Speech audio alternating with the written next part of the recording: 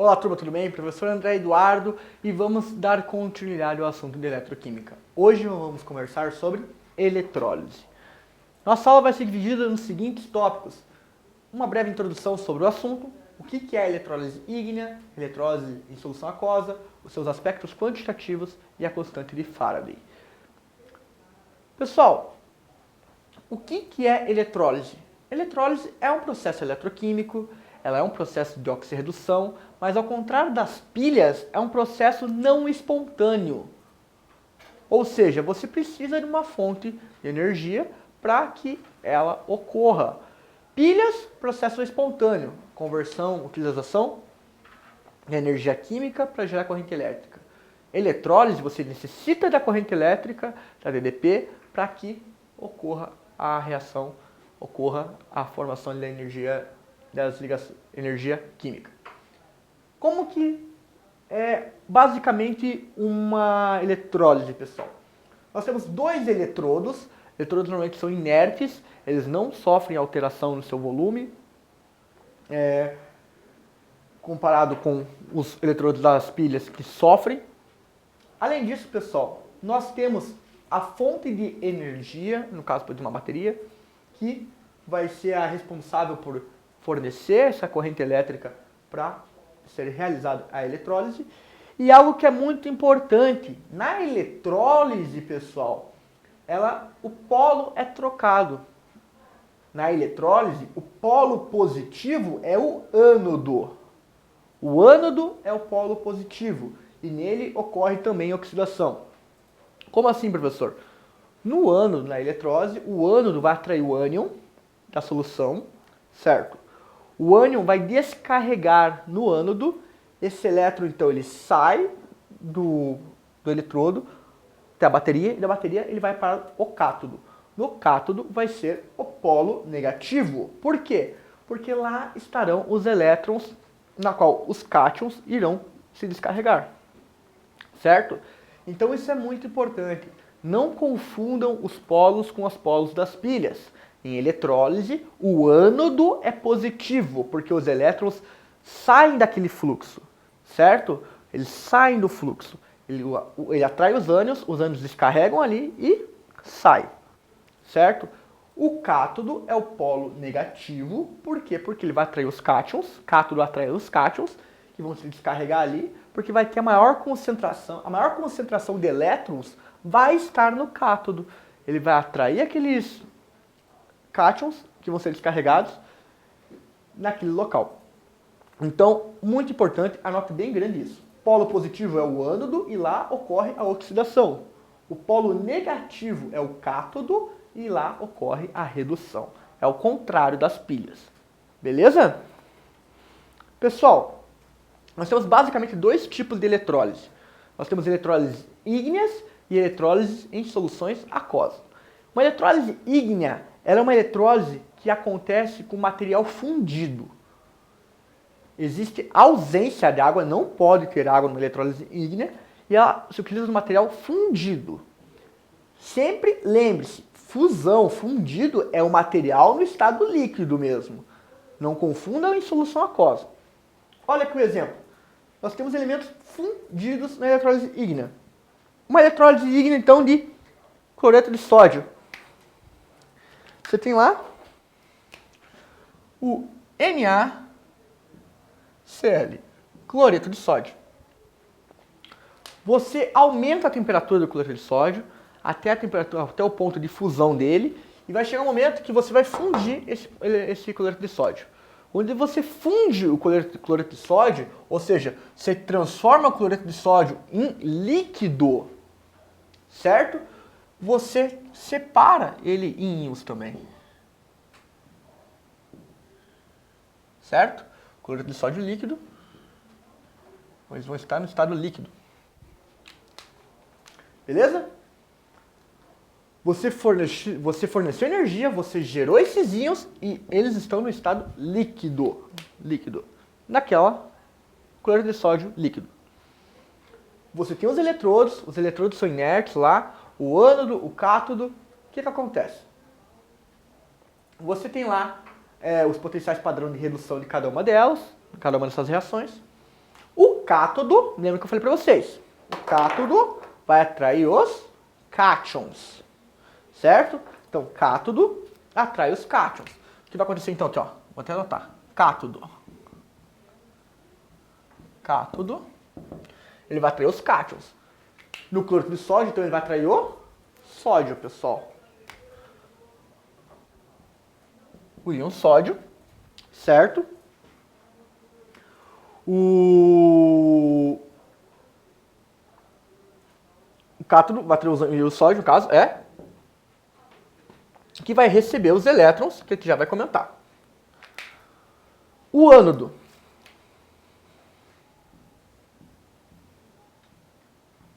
O ânodo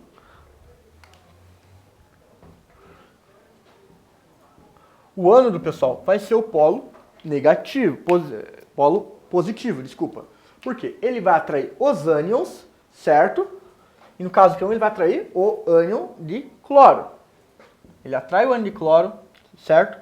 E o que vai acontecer no ânodo? O cloro vai descarregar, ou seja, ele vai perder essa carga negativa dele. Então, formando cloro mais elétron. Cloro, não existe cloro 1 na natureza. Então, já deixa em mente que são aqui, ó, 2 cloros para formar cloro gasoso. 2 mols de elétron.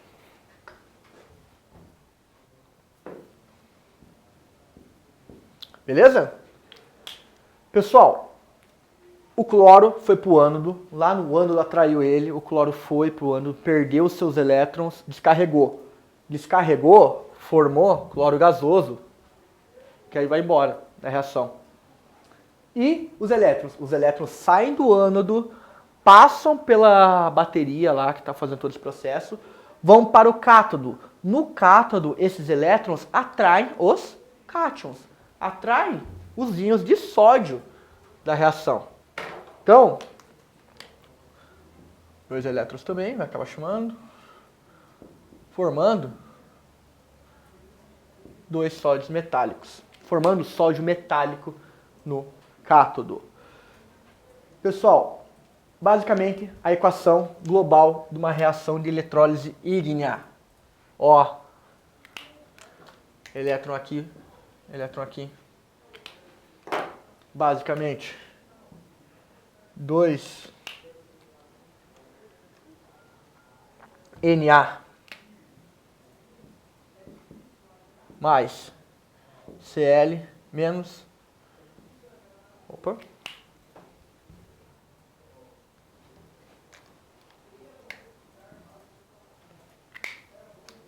2 Cl menos, formando cloro gasoso, sódio metálico. O que você está vendo aqui, pessoal? 2 íons de sódio, 2 íons de cloro. Você está vendo? 2 NaCl, formando cloro gasoso mais sódio metálico.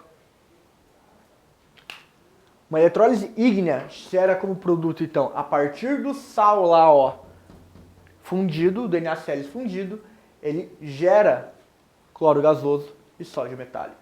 Eletrólise sempre é um processo não espontâneo. Como que vai ser a variação da DDP desse processo? Negativa. Negativa, olha aqui, ó, o processo de sódio menos 2,71 volts. O processo de potencial padrão do cloro menos 1,36 volts. Logo, a variação a variação do potencial de redução desse processo é menos 4,07 volts. Isso é uma eletrólise ígnea, sem a presença de água. Certo? E uma eletrólise em solução aquosa. Pessoal, quando a gente conversa de uma eletrólise em solução aquosa, nós estaremos trabalhando com mais do que 2 íons. Nós teremos 2 cátions e 2 ânions no meio desse processo. Por quê? Porque a corrente elétrica vai fazer com que a água também se ionize. Então, o que você tem em mente? Que existe uma competição pelo eletrodo. E não é todo mundo que vai descarregar no eletrodo. Existe uma preferência, existe uma ordem de para se descarregar no eletrodo. Essa ordem é o seguinte. É uma ordem que segue de facilidade de descarga, da esquerda para a direita. No meio dessa tabela você vê que nós temos o íon hidrogênio e o íon da hidroxila.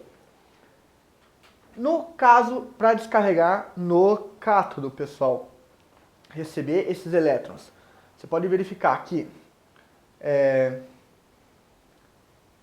a facilidade de descarga preferencial é sempre cátions alcalinos ou cátions alcalinos terrosos, alumínio. Eles sempre vão ter a menor prioridade de descarga. Hidrogênio, positivo, no meio, e os demais cátions, eles vão ter uma prioridade superior. Zinco, ferro, cromo, níquel, eles vão ter a maior prioridade para descarregar no cátodo. E no ânodo, essa competição, ânions oxigenados e fluoreto, de maneira geral, eles têm a menor prioridade de descarga. O íon hidroxila tem a prioridade intermediária. E qualquer outro ânion não oxigenado, seja cloro, bromo, iodo, ele vai ter uma maior prioridade de descarga do que o íon hidroxila. Certo? Então, eletrólise em solução aquosa. Como a gente já viu, a gente vai estar trabalhando com 4 íons agora. Quais deles? Nós temos o NaCl, que sofre dissociação, formando sódio e cloro.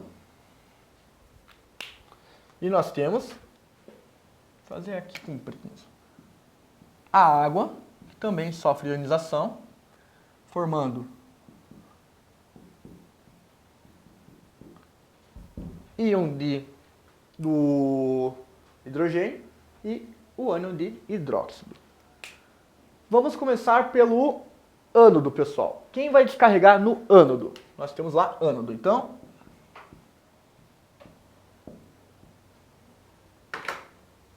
Ânodo.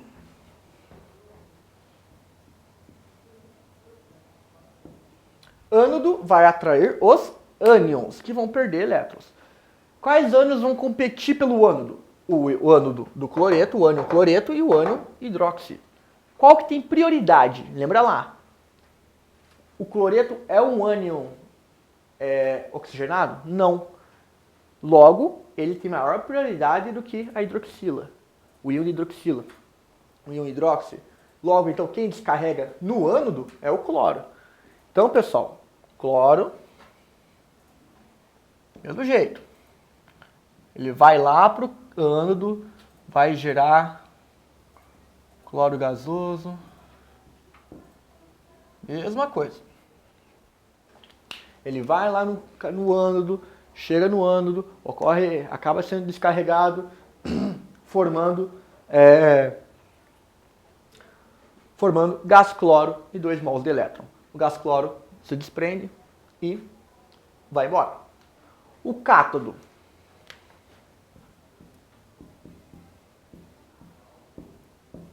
Lembre-se, no cátodo nós vamos ter, no caso desse exemplo, o sódio competido com o íon de hidrogênio H+.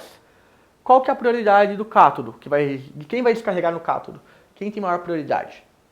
Lembre-se, na tabela, quem tem maior prioridade para se descarregar é o hidrogênio. Sódio é metal alcalino, tem prioridade menor.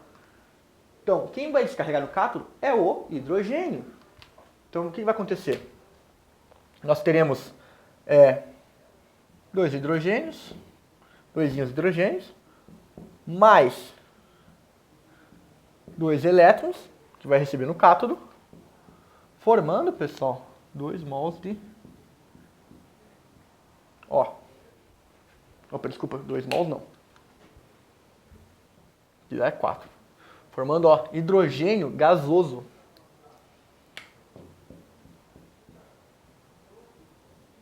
Nesse processo, também formando hidrogênio gasoso, que vai embora da reação. Como que fica a equação global disso daqui? Olha lá, Elétron, elétron. reação você tem 2H mais 2 íons de cloro, formando gás cloro e gás hidrogênio. Professor, mas então vai formar a mesma coisa que dois átomos de duas moléculas de ácido clorídrico formando gás cloro e gás hidrogênio? Também daria essa questão. Mas não são os únicos produtos. A eletrólise ígnea, ela forma a eletrólise de solução aquosa, ela forma com produtos iônicos e produtos covalentes também, certo? Como produtos covalentes, nós vamos ter o ácido clorídrico, que vai formar ali, no caso, como se fosse o ácido clorídrico, que forma gás cloro e gás hidrogênio. Porém, na solução, não se esqueça que ainda tinha o sódio e o ânion hidroxila. Na OH-, pessoal. Na com OH- equivale a hidróxido de sódio em solução aquosa. Hidróxido de sódio em solução aquosa que acaba se dissociando. Então, sempre tem que ter noção que o produto são sempre 3 produtos que acabam sendo gerados na eletrólise de solução aquosa. Quando vai discutir aspecto quantitativo desses processos, sempre tem que ter em mente que quanto maior o número de elétrons, maior a carga elétrica desse processo. Maior o quê? Quanto maior o número de elétrons que passam por segundo em determinado ponto de referência do circuito, maior a intensidade da corrente elétrica, certo? Então, Q é igual a I vezes tempo, em segundos, muito importante. Vale lembrar que 1 ampere equivale a 1 coulomb por segundo, então essa é a unidade medida, coulomb por segundo, e o cálculo da carga Q, que passa pelo circuito, pode ser determinado pela relação de cálculo da carga igual a intensidade vezes o tempo. Intensidade em ampere e o tempo em segundos, certo? Muito importante manter essa unidade medida. Então, sabendo disso, sabe-se que a carga de um elétron em módulo é igual a 1,6 vezes 10 a menos 19 coulomb. Logo, você sabe que 6,02 vezes 10 a 23 dessa carga equivale a 96.500 coulomb. O que isso significa? Que 1 mol de elétrons equivale a 96.500 coulombs. Logo, 1 Faraday. Com isso, nós temos esse pequeno exercício jogo rápido para a gente aplicar esse conceito.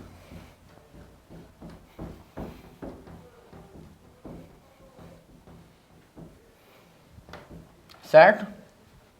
Olha lá. Numa pilha de flecha antiga, o eletrólito está contido numa lata de zinco que funciona como um dos eletrodos.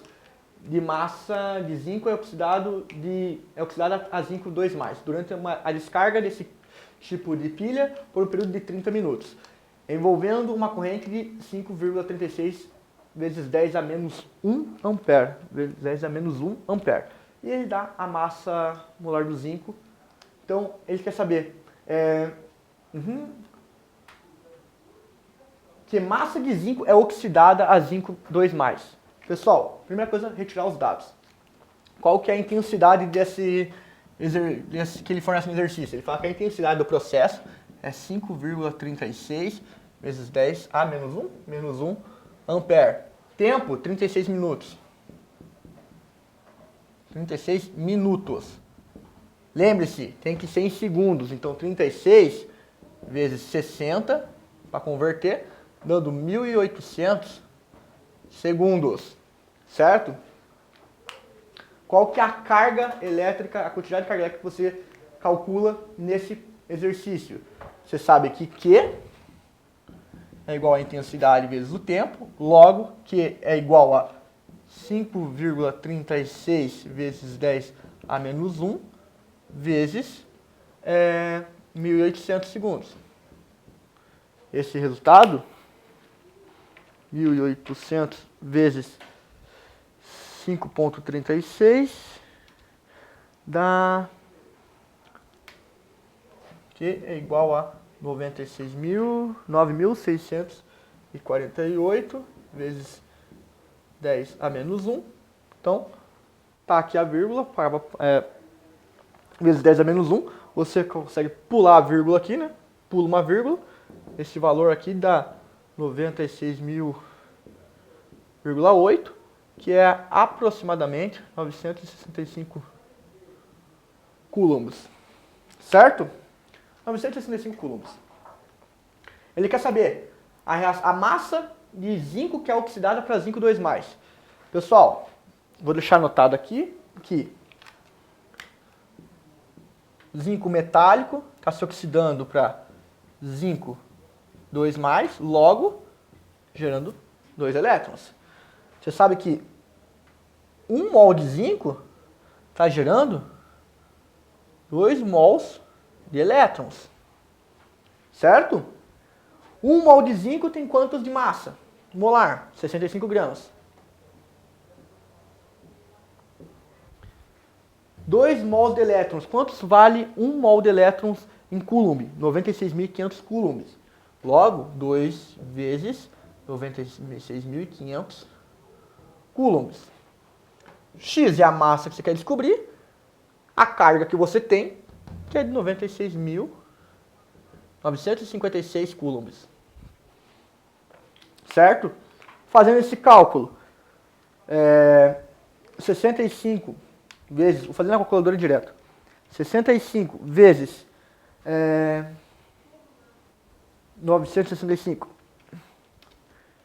é igual aqui, deixa eu ver, aqui vai aparecer, X é igual a 62.725. Esse valor aqui, 96.500 vezes 2, divididos, 193.000, 62.725, divididos por 193.000, é igual a 0,325 gramas. Ou, você pode também ter visto que 35,2 vezes 10 a menos 2 gramas. Também é uma alternativa para ser realizada. Mas esse é o valor, essa é a massa gerada de zinco, essa massa oxidada de zinco, nesse período de 30 minutos. Certo, pessoal? Era isso que eu tinha para conversar nesse primeiro momento sobre eletrólise com vocês. Aguardo vocês na próxima aula. Grande abraço, até!